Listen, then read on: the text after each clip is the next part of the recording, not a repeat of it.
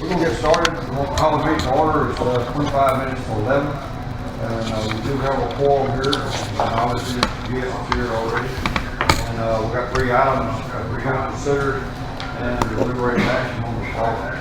And the first one is review and consider adoption of Harvey buyout guidelines in conjunction with GLO contract 20-06-015-C18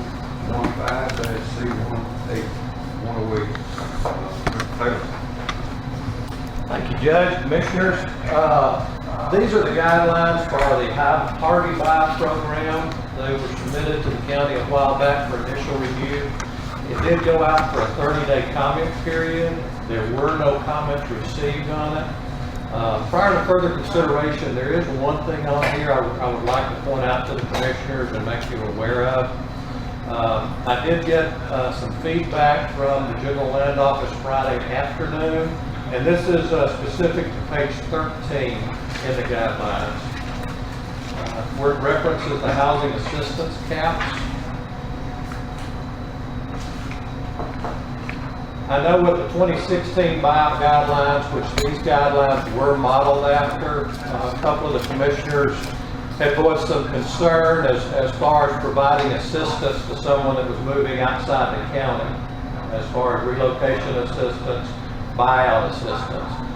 At that point in time, what the General Land Office had told us was that we could modify the assistance provided to someone moving out of the county, but assistance had to be provided to them.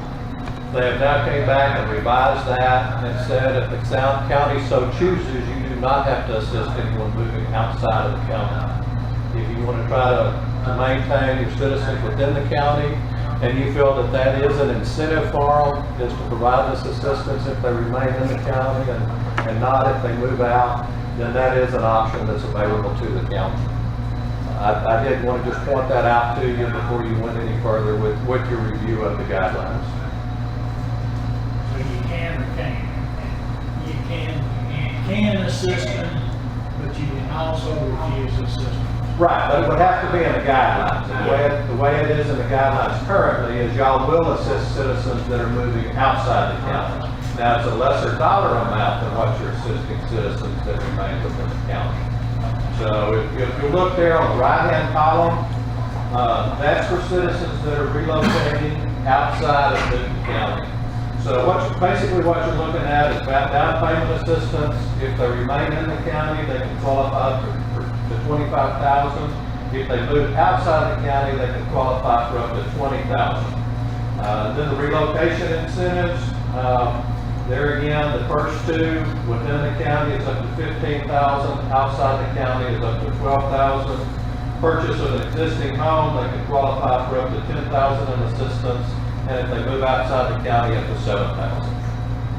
And that can definitely remain that way.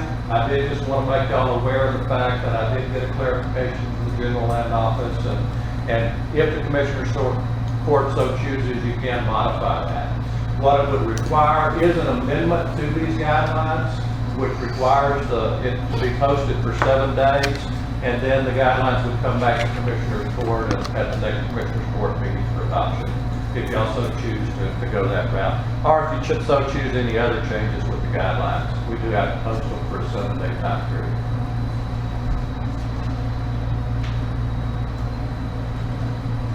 Or do we know how many people that were going on the system is buyout? At this point in time, the potential judge, Christy, I apologize. Oh, that's okay. I have a list of about 20 people that have contacted me that I've kept maintained just a list of. Now, some of those have already moved out of the county. The house that they have here in Newton County is not livable, but they are interested in possibly selling. Several of those are in the floodway. But some of them have already moved someplace else.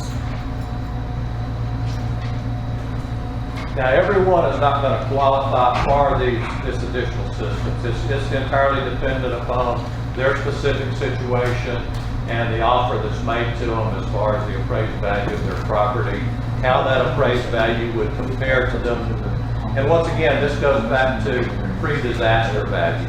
So we have to look at the pre-disaster value of the 2017 flood and say the compensation that they're being offered, is that enough for them to purchase a comparable house for that in 2020 market? And if not, then these other incentives can potentially come into play. There's nothing there to remodel the house or rebuild. No, sir, this is strictly the buyout program. And is all this in the floodway or is this, outside the floodway? The house has to be located either within the floodplain or the floodway.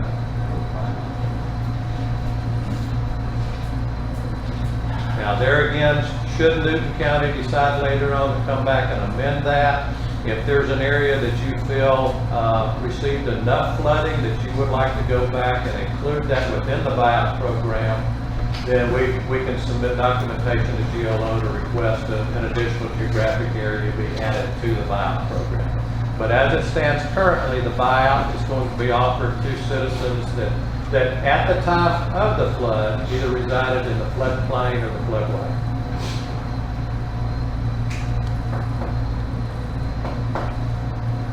If we wanted to change that value, then, there's no motion or anything we have to make today, because it's not on the agenda as such, is it? No, sir, y'all would just express what you wanted to change to. We would post that amendment for 7-day time period, and then we would come back to Commissioner's Court. So if we purchase someone's house and they move out of Newton County, we're gonna give them money for moving out of Newton County?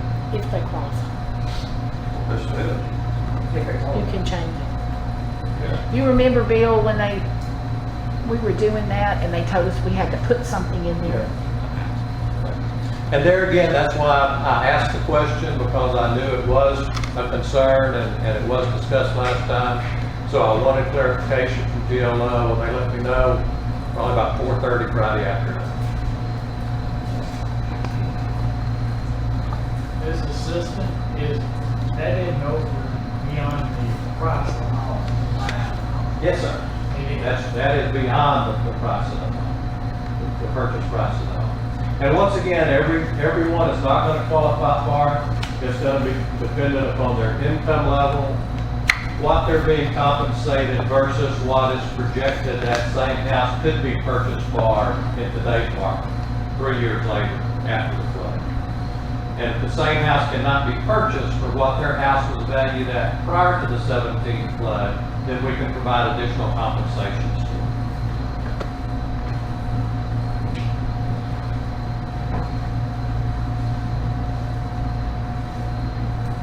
So, My feeling is, I'm not gonna pay them to move out of our county. Well, that was my point a while ago. I'm not You gonna know, we're buying their place and yet we're gonna give them more money to move out of Newton County. reward them to move out. well, and I figure that's what all our constituents says, it is, that we're not going to suggest anybody move out, and we're surely not going to pay them to. So, I Yeah, think we're paying them for their home. We're paying them to leave. And then you're gonna pay them to leave.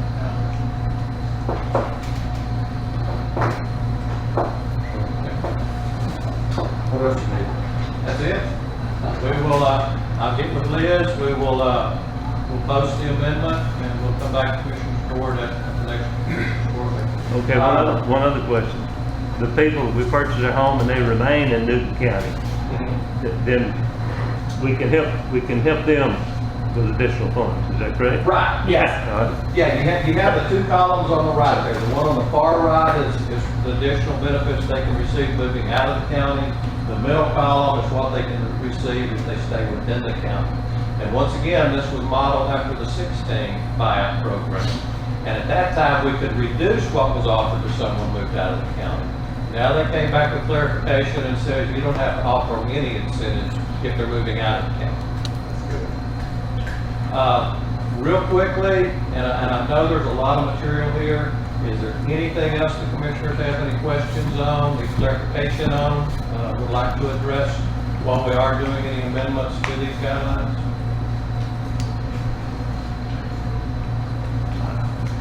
I've read through it, so I have no idea. Anything else, see out? No, sir. Okay.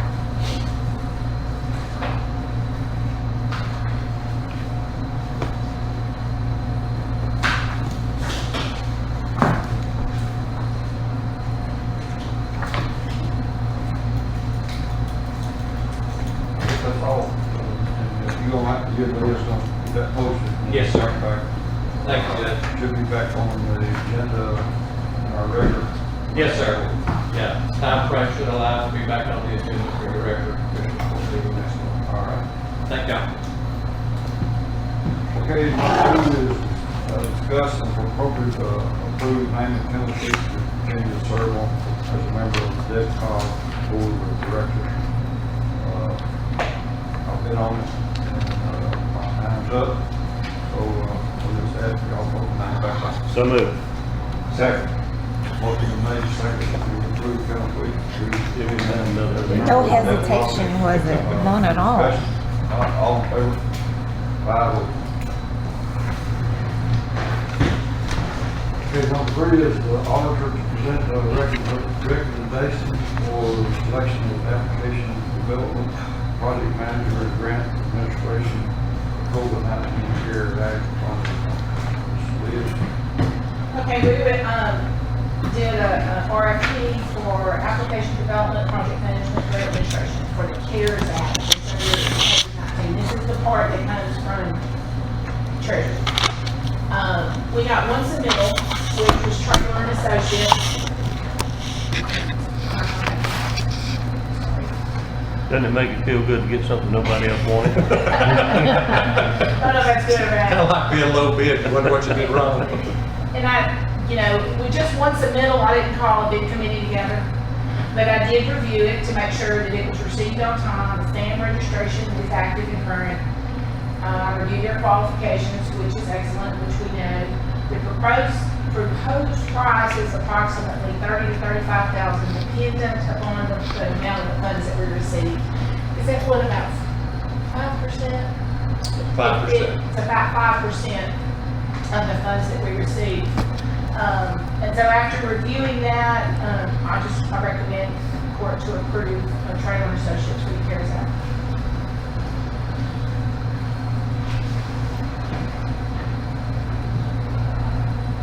Is the motion? I'll make that motion. Hey, Bill made a motion that we accept the selection for development, application development, project manager, and grant manager, and administration for COVID-19 CARES Act.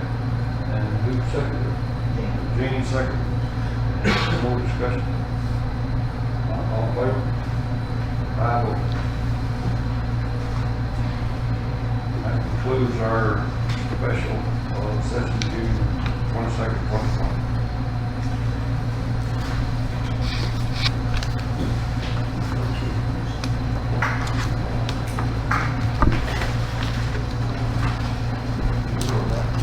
Motion that we adjourn.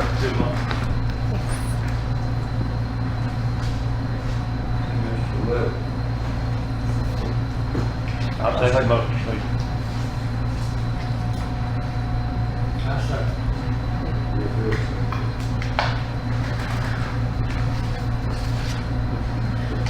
Before we leave, I'd like to look at those maps that we did, while everybody's in here. And one, just real quick, we did a demo on Milton. Yeah, Milton Milton Hughes Hughes. one. Wednesday is Pinky Dewey, is it at 8, Ron? Is it 8 o'clock? I guess, tomorrow, following the flood. They've got the pilings out there already, they're supposed to start those Wednesday on Mr. Milton. And then they said they'd be doing pilings on Pinky probably Friday. They start on Campbell again? We could probably do a 50% on chemicals for the end of this week. Possibly Wednesday. But probably, they were saying hopefully Wednesday. And I've got your information, I just didn't bring it with me. They're all in mine, but two. Okay.